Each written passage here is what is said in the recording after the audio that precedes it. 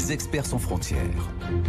Juan José, qu'est-ce que ça vous inspire, vous, tous ces récits, tous ces rôles des récits là, dans les constructions nationales en ce moment, qu'on voit surtout aux États-Unis et en Russie aussi?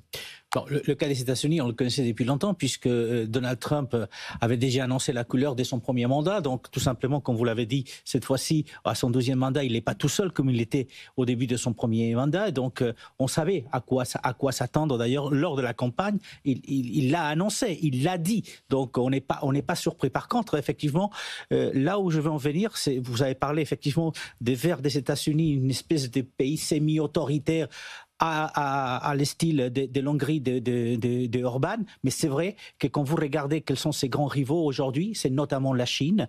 Il a plutôt la Chine comme exemple, où il veut une Amérique forte. Il sait que pour avoir une Amérique forte, la démocratie, il n'en a rien à faire. Je crois qu'il n'en a jamais eu à faire de la démocratie. Et donc, pour les Européens, vous disiez, on est timide, on est naïf. On est extrêmement naïf. On croit toujours que la vérité est de notre côté. On croit toujours que la démocratie va gagner. Peut-être, mais face à Xi Jinping, face à Poutine, face à Donald Trump, l'Europe, effectivement, elle pèse énormément dans l'économie mondiale, mais la réalité est que politiquement, on est des nains à côté de ces trois pays. C'est ça, avec cet appel à l'électrochoc qui, pour l'instant, est un véritable coup d'épée dans l'eau. Voilà, la force ne doit pas l'emporter sur le droit. Quand vous entendez ça, Juan José Dorado, finalement, tout à l'heure, on parlait d'une Europe qui était un peu naïve, mais est-ce que la France il n'y a pas une forme de naïveté à plaider ça face à Trump? Mais restons naïfs quand même un tout petit peu, puisqu'on est européen et on n'est pas américain, ni chinois, ni russe.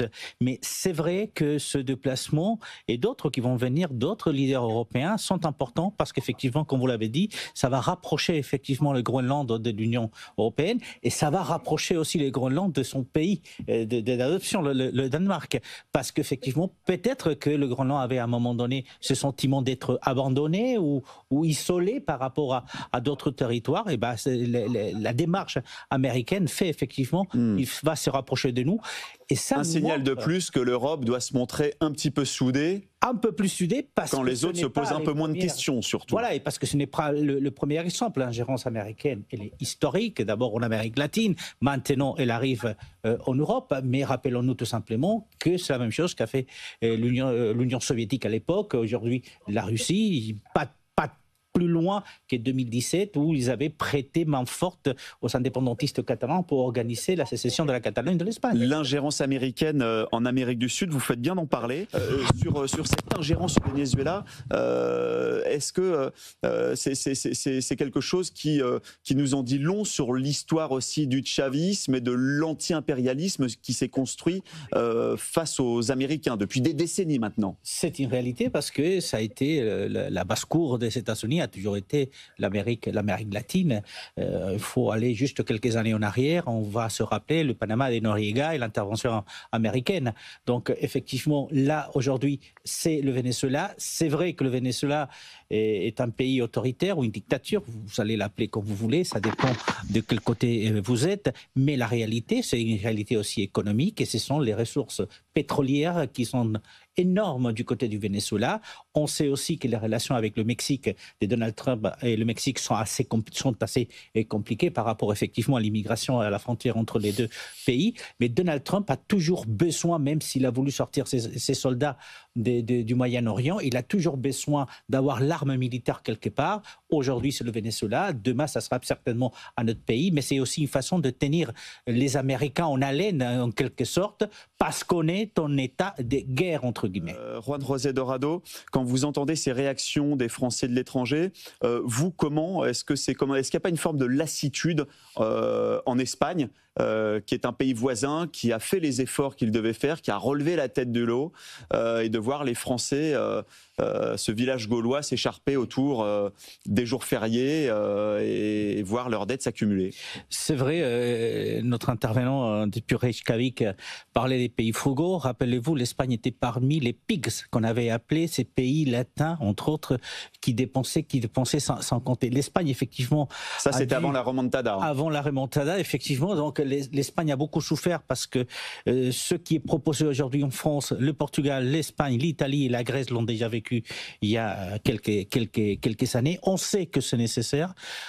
On a la sensation qu'effectivement en France, les Français ne sont pas du tout au fait de ce que peut arriver si effectivement cette dette n'est pas résorbée. La réalité, c'est qu'aujourd'hui, si l'Espagne va mieux que d'autres pays, c'est aussi parce que des efforts ont été faits. Et la France doit retrouver quand même sa place en Europe.